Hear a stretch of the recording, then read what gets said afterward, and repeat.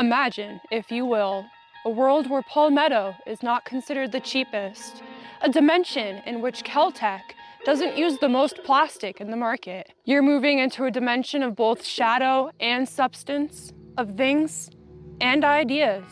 You are now entering the Twilight Zone. All right, maybe not the Twilight Zone, but we are in the boondocks. And I did find a gun that is somehow both cheaper and covered in more plastic than the aforementioned. For today's video, I wanted to chat with you guys about the XTAR EP9. For whatever reason, my brain does keep insisting on saying XP9, so please bear with me in this video if you hear that come out. I don't know why, I'm confused. But this PCC is one that's popped up a few times in both conversation and comments, so it's something I wanted to cover for you guys, especially with the growing popularity of PCCs and quite frankly how expensive most of the options on the market tend to be for what they are. This one right here cost me about $550, but there is a $450 one. This one was more expensive because of the SBA3 brace. The alternate has an XTAR specific stabilizer that they use. And quite frankly, in hindsight, you probably could just get that and order one of the knockoff SBA3 braces. They are honestly just as good and significantly cheaper on Amazon. Realistically, it would only save you a couple bucks here, but if you wanted, that's an option. I know most of you guys know how to use Google and read, but you're on this video anyway, so I'll just let you know the general specs while we're here.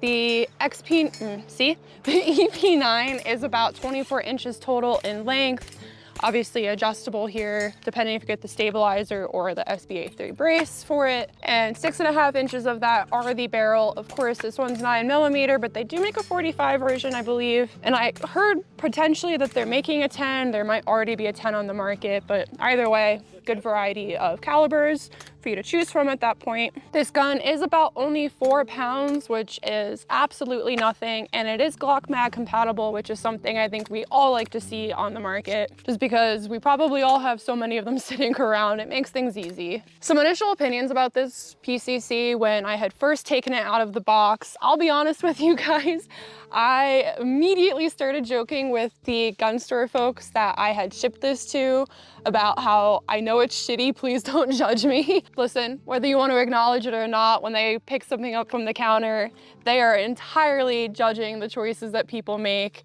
And I knew this was gonna be one that kind of turned some heads, especially with a little tiny girl walking in, you know, they were gonna make fun of it otherwise. So of course, we know this is a crap ton of plastic. It's not gonna feel nice. It, quite frankly, doesn't necessarily look nice at that point. It does look cheap, but it is a comfortable size, comfortable hold. I'm pretty sure the only thing in here that's not plastic is actually the barrel and the bolt itself. Everything else, including the trigger, is, well, polymer, for better or for worse. Does help keep it lightweight, but you feel it. I think the negative feel of plastic really does come into just general usability. The brace on this kind of sounds a little scratchier. The SBA3 stuff are great, but this does feel a little scratchier than what my other PCCs with them on do feel like.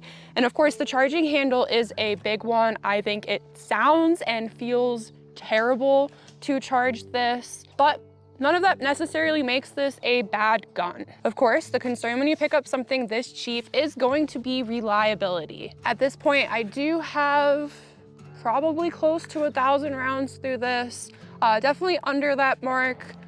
And I will continue shooting just to try and really beat this up. But I did want to make a point of trying different types of ammo just to make sure things cycled well. So I did use 9 that was both 115 grain up to the 147 grain with and without a suppressor, just to see what it could and couldn't handle. I will be upfront that most of the rounds shot were with a can on it. I did take it off to try some of the other loads, especially the lighter loads.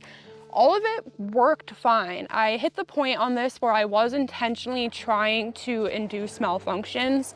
Had a rainy day shoot in which I took advantage of all of that mud, opened things up, let rain and mud come in, trying to kind of intentionally gunk up the chamber and the mags just to see what it could or couldn't handle.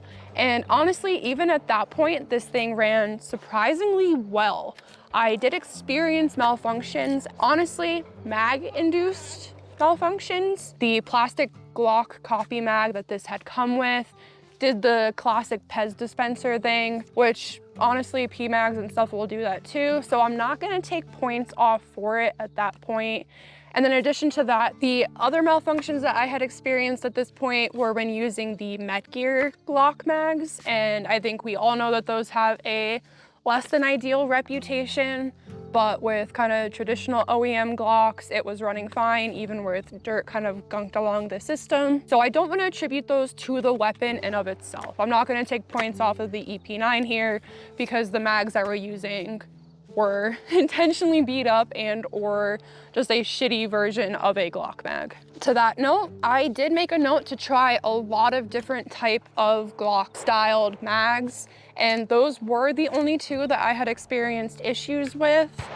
And then even after that trip where I had intentionally kind of gunked things up, I cleaned it out a little bit, albeit not the nicest cleaning job, and did experience a few malfunctions after that, but I could only assume that I still had gunk within the system, within the magazines. Otherwise, I do want to note that every magazine that I had tried with this fit fine, fed fine under normal conditions, and had no compatibility issues. I did want to make a special note to try and beat up the really evidently plastic mag that this had come with. I ordered the 18-1. If you're in a less than ideal state, they do sell the 10-round mag. Aside from it just feeling weird, it was okay. I can't complain other than I just didn't like the feel. Of course, weapon reliability and weapon capability goes hand in hand with the ammunition you are using. Really good ammo can perform like shit if you run it out of a terrible gun, and vice versa. Shit ammo can kind of be carried a little bit extra if you have a really good system you're running it through. I do think that this weapon was able to maintain its zero quite well. It didn't have, you know, bad MOA capabilities, bad reliability capabilities. I was having some issues taking some further out shots, but that was my fault for not tightening this optic in all the way, and it had wobbled off. My stupidity on that one. But the weapon in and of itself does seem to be able to maintain a decent shot grouping. So after really beating this up a little bit for you guys, trying to kind of see where failure points might be, I guess just some general opinions on the gun, things that I noted as I was using it. Something that does continue to bother me on this is that it can get a touch hot, particularly in two spots along the handguard. It does really heat up quickly and maintain it, specifically along here and right up along here. The top spot here is with or without the suppressor on it. Obviously the can is gonna get hot and you can brush that, that's a different issue. But the muzzle device that it had put on there too also does the same thing. The top of the handguard maintains, and then for the bottom bit here, there is a metal ring around that, which is going to get significantly worse. And depending on how you place your hands, you might line up right on top of that. The one back here, I hit a lot of times. It's harder to avoid, especially if you start running like night vision and things, and you're using your pressure pads or bigger hands, whatever. So that's something to look out for if you are utilizing this weapon. But ultimately, I think it does come with good top rail space. This is obviously set up for night vision, and it's everything I wanted for it at that point. And then of course, ample spot to plug in extra rail space along the sides and bottom if you are looking to add in additional peripheries and or just location placements depending on preferences. Because this firearm is so largely made of plastic, I will express some potential concerns with aftermarket interchangeability. There are a lot of parts that in theory would fit inside of this. I'm not quite sure how nicely they would play well with the already existing parts, just in terms of can the plastic withstand what other aftermarket parts are pushing through if you start changing any of like your springs or weights or triggers or what have you. A lot of people seem to be doing this online without any issues. I tried looking into this gun and Reddit threads are ultimately very happy. So if you do have one and have experience with kind of changing things out, let me know what you've changed and how you've kind of felt about it. I do think aftermarket parts is kind of a general concern for PCCs because there's a bit of variability in the manufacturing of them, not within brands, companies, weapons, but just across the board for the systems as a whole. So what was designed to fit in my 635 might not fit quite as nicely in a Kuna or what have you. Not necessarily a problem with the EP9 specifically, just something to note if you are in the market for a PCC. I do think this firearm was comfortable to shoot, both unsuppressed and suppressed. It's a very light shot. I mean, you would hope so for this system, for this caliber, but it does have good feedback on it. I actually almost think maybe unsuppressed feels marginally better, but I could be making things up on that one. Either way, it's a nice shot. Once you get past the plastic bits, I can't really complain about this one, and I was honestly looking for an excuse too. One of the biggest complaints that I would have is that the charging handle is a bit stiffer. I've pinched myself on it doing it. The plastic doesn't feel nice and it is a bit stiffer to pull. Plus, to note that it doesn't come back all the way. You can't see past my hand. The charging handle does have this much kind of space when you pull it back. It doesn't come back all the way. And because it is so stiff, I kept thinking I wasn't quite doing it right.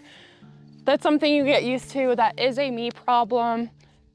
I will note though that it made it a little trickier to clear the malfunctions I did have when they had come up, largely just because it was stiff. It's raining, things are slick. I'm not exactly strong to begin with. So it was a bit tricky for me to get to kind of hold this back and be able to clear the malfunction. A lot of you guys probably won't have an issue with that one. Kind of just another observation about this, taking the muzzle device off, switching for a suppressor. I noticed that there is kind of like a rubber, what looks like a crush washer under there. It's rubber. I think it's acting more as a gasket, but obviously a crush washer before your suppressor can cause baffle strikes. It's been running with there, like I said, I think it's acting more as a gasket, but it can be a bit jarring to see at first if you are changing your devices out. Should be good to go. Don't call that a problem. So, yay or nay on the X-Star EP9? I am very surprised to say this. I really thought I was going to hate this when I had placed the order for it. So surprisingly, this is going to be a yay for me. It's not something that I would necessarily be excited to show off at the range to my friends, just because it does look cheap, it feels cheap, but at the end of the day, that's a dumb reason to not get one when you consider how cheap it is and how, quite frankly, nice it does perform. A lot of the PCCs on the market now push towards $1,000, especially from Palmetto, which is very surprising considering they are the cheapest option on the market. So this price range is probably in line with what more PCCs should be looking like. But I do think if you're willing to build, kind of put it together yourself, you could probably get a PCC just as reliable as this one, reliable as some of the better options that you would consider on the market for maybe around $600–700, and they would look, possibly feel a lot nicer. But of course, building it yourself, putting it together means a little bit more research and a little bit more work. So if you're looking for something quick, easy to toy around with, a nice fun range toy, I don't think there's anything wrong with this at all. Like every other gun, like most guns I should say at least, if you can fine tune these to suit your needs and really just make it exactly what the user is looking for. I will say though that while this is fun, it's still not something that I would stake my life on. It wouldn't be my first choice come shit hits the fan time. But that's not to say I wouldn't buy one or wouldn't recommend buying one. And I haven't had fun with this. That's all I have for you guys on this one. I hope you'd enjoyed it, and I hope to see you on the next one. Bye. Maisie, you can't just drink your problems away. Maisie, I'm begging you, put the can down. You don't need another.